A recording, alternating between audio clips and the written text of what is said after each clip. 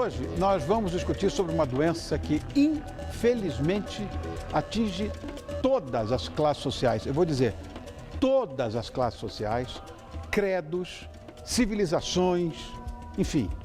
Eu estou falando do alcoolismo, que do ponto de vista médico é uma doença crônica, com aspectos comportamentais e socioeconômicos caracterizada pelo consumo compulsivo de álcool. O usuário se torna progressivamente tolerante à intoxicação produzida pela droga. Álcool é droga. E ainda desenvolve sinais e sintomas de abstinência. Daí a importância da fiscalização e também da conscientização. Então, vamos entender como o álcool age no nosso organismo e como funcionam os programas de reabilitação, com a ajuda do terapeuta em dependência química, o José Carlos Arantes. Obrigado por ter vindo, Zé Carlos, obrigado mesmo, viu? Esse é um tema absolutamente importante, socialmente importante, medicamente importante, eu acho muito relevante essa história. Como é que as pessoas não conseguem ter noção do estrago, né, que o álcool causa no nosso organismo? Então eu queria que você dissesse como é que o álcool age no nosso corpo. Então, essa pergunta, quando a gente faz essa pergunta, como o álcool age no corpo, né? No geral está no imaginário popular mesmo que o álcool causa problemas físicos, né, Rony?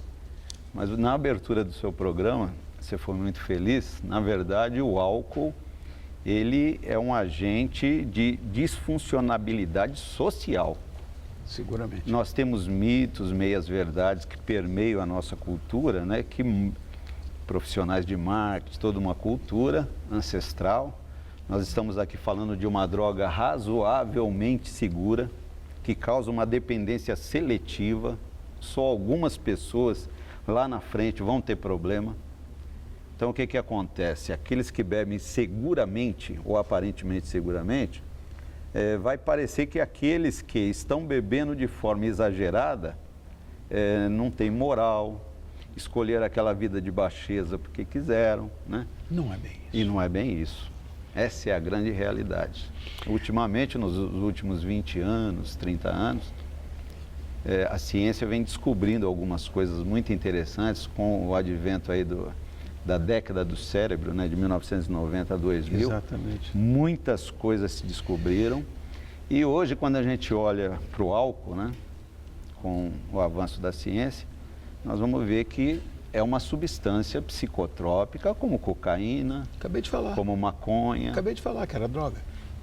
É uma droga. Agora, existe uma diferença entre beber socialmente, você mesmo falou isso agora, e beber com muita frequência.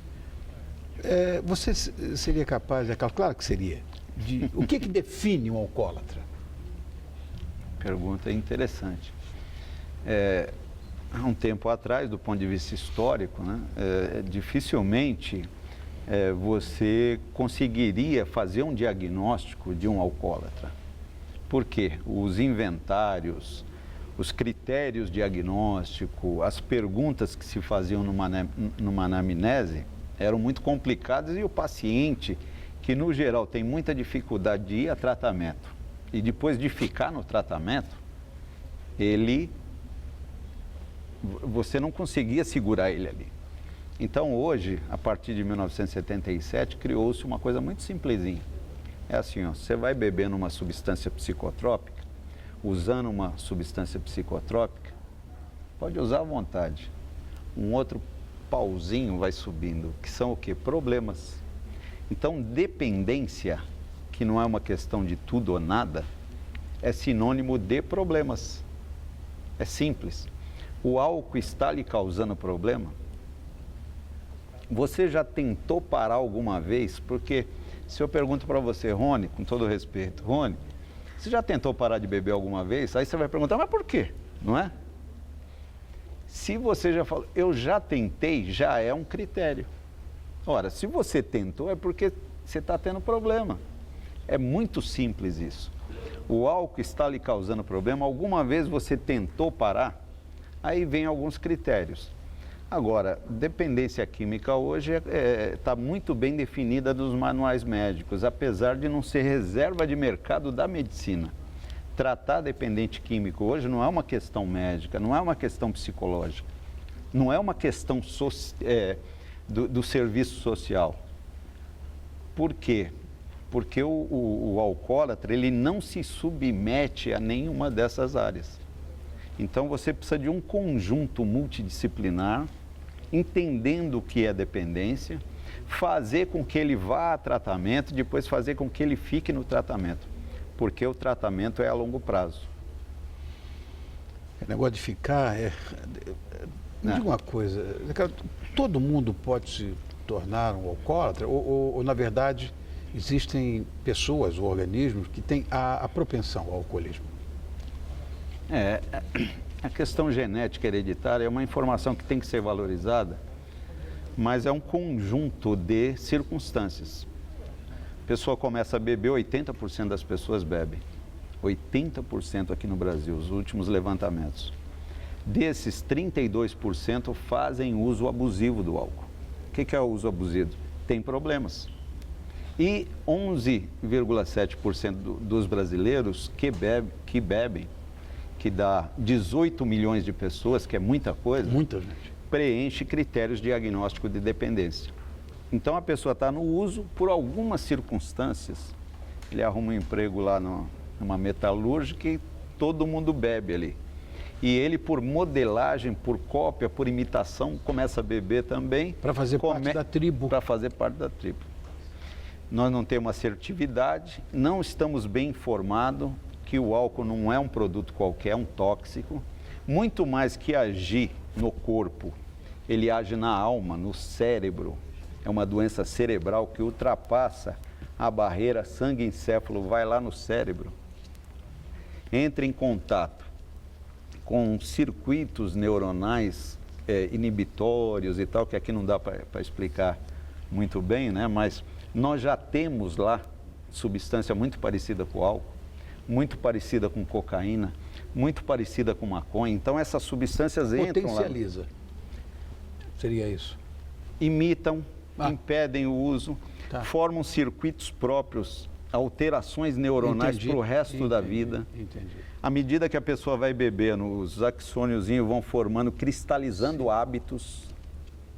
E a pessoa, depois que aprendeu a beber e aquele padrão de comportamento está aprendido. Só, no geral, só a abstinência que faz com que ele, vamos dizer assim, estacione a doença, porque é uma doença crônica para o resto da vida. Mas tem fases, né? O alcoolismo? Não. Ela tem fases. Na primeira fase, a pessoa não se sente doente. O José Carlos está bebendo. No começo, ele encontrou uma substância que o torna rico, bonito, charmoso, inteligente, olhos verdes, alto, né?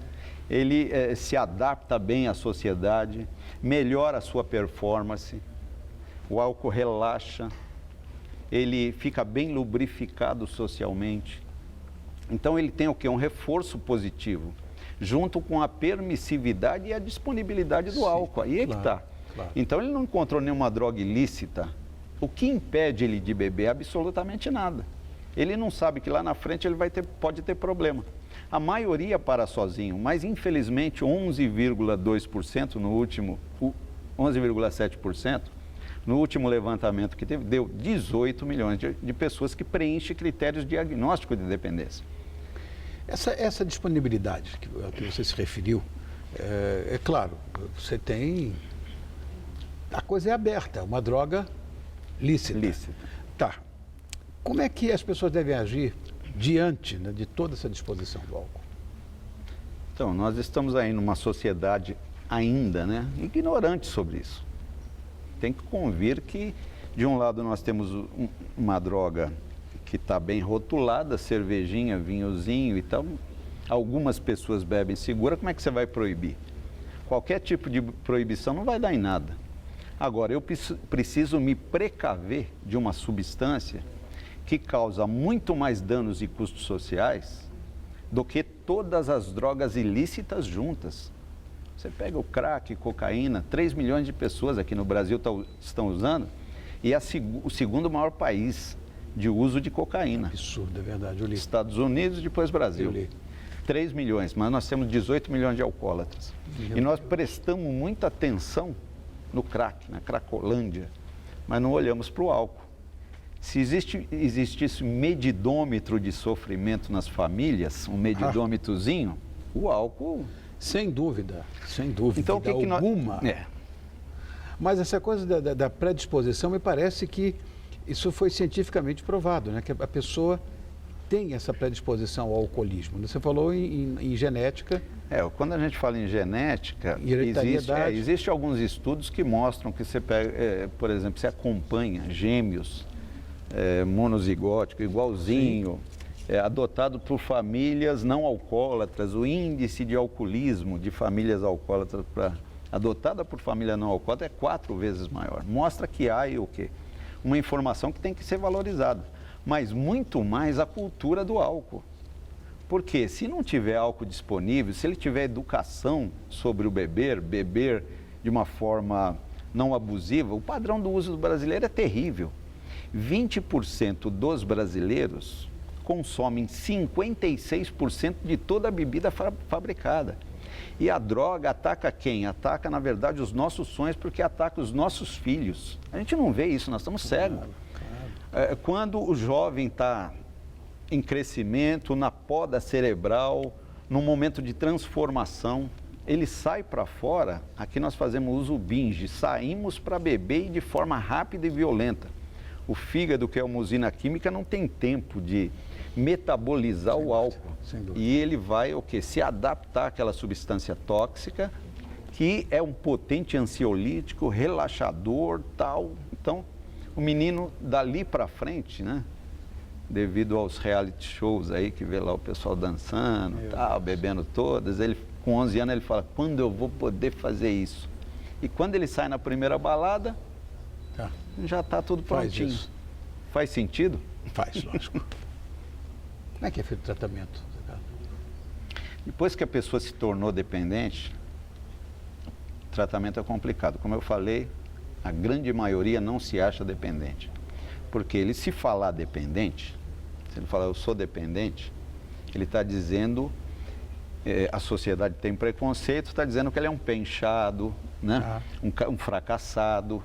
E ele cria mecanismos de defesa do ego dele, nega, minimiza.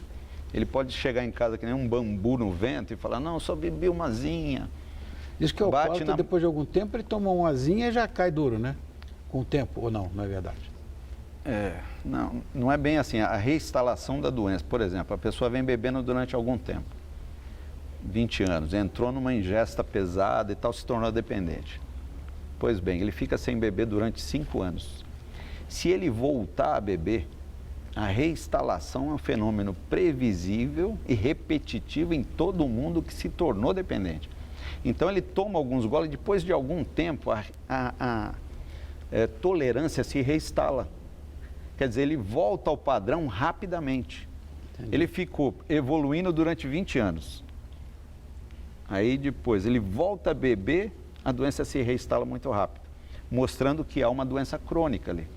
Há um reconhecimento da substância e volta ao padrão antigo de uso. Mas o tratamento mesmo não é medicamentoso? Não existe medicação para dependência química, álcool e droga, não existe. O tratamento baseia-se no quê? Mudança de comportamento a longo prazo. Tá. Pelo menos 2, 3, 4 anos sem usar. Longo assim, Zé Carlos? É assim, o tratamento o que é? A pessoa é internada, por exemplo, a internação não serve, estou falando aqui para o Brasil. Sim. Não serve para quase nada. Os donos de clínica agora estão me escutando e sabem do que eu estou falando. Tá. A internação serve para quê? Porque está no imaginário popular da mãezinha, da esposa, que se internar, o cara está salvo. E não é verdade. A internação só serve para a pessoa aprender o que ela tem que fazer quando ela sair dali. E o que ela tem que fazer quando ela sair? Se internar dentro dos grupos anônimos. Ou então, numa terapia a longo prazo. Para quê? Para ele modificar o comportamento dele, centrar a sua vida em novos amigos e novos hábitos. A gente chama, o tratamento é espiritual. Quando eu falo espiritual, não é uma questão... Sim, religiosa. Religiosa. Lógico, entendi. Ele tem que transformar hábitos, porque ele, usando, ele não usa para rezar. ele criou hábitos altamente doentios. Então, o que ele tem que fazer? Criar novos hábitos. E demora para os gânglios de base fazer novos hábitos. Depois que ele criou novos hábitos, ele vai se submeter aos hábitos que ele criou. Mas, por enquanto, ele é escravo dos hábitos antigos. Vou falar uma frase religiosa, eu não sou religioso. Quem peca é escravo do pecado. Ele criou um condicionamento e agora ele faz aquilo que ele vinha fazendo durante muito tempo. Entendi. Dependência química é isso. Zé Carlos, se as pessoas quiserem, quer dizer, quem estão nos ouvindo agora, entrar em contato com você. Então, eu não ganho dinheiro, eu sou voluntário, eu tenho um programa de rádio há 14 anos, eu lido com dependente químico. Mas não tem política pública correta do governo, não existe, não tem. Então tem que procurar os grupos. Justamente. Nós temos um atendimento para dependentes químicos em uma instituição. É um centro espírita Meimei, lá da Vila Curuçá, que faz atendimento às sextas-feiras. Qual é o endereço? Rua Georgina Diniz Braguiroli, 128. E para quem está com problema com álcool, ligue agora, plantão 24 horas, 3315-9333. Alcoólicos Anônimos, 9333. Alcoólicos Anônimos, o melhor tratamento que existe a longo prazo. Está na tela. Chegou, ficou, está salvo, nós podemos dizer assim. Beleza. E vai fazer a família sofrer menos e vai também ter uma qualidade de vida melhor. Vocês estão vendo que nem tudo está perdido, né? Porque aqui está esse terapeuta e terapeuta em dependência química, que não é mole, que é o Zé Carlos Arantes. E nós estamos aqui com, se você quiser também, com www.alcoolicosanônimos.org.br e o telefone que é o 3315-9333. Obrigado, Zé Carlos. Meu irmão, obrigado pela oportunidade. Imagina, rapaz, eu fico Tudo vendo. bom. Beleza seu trabalho. Deus te abençoe. Estamos aí na luta. Deus te abençoe. Você na luta, eu na briga. Ó, eu tenho uma coisa.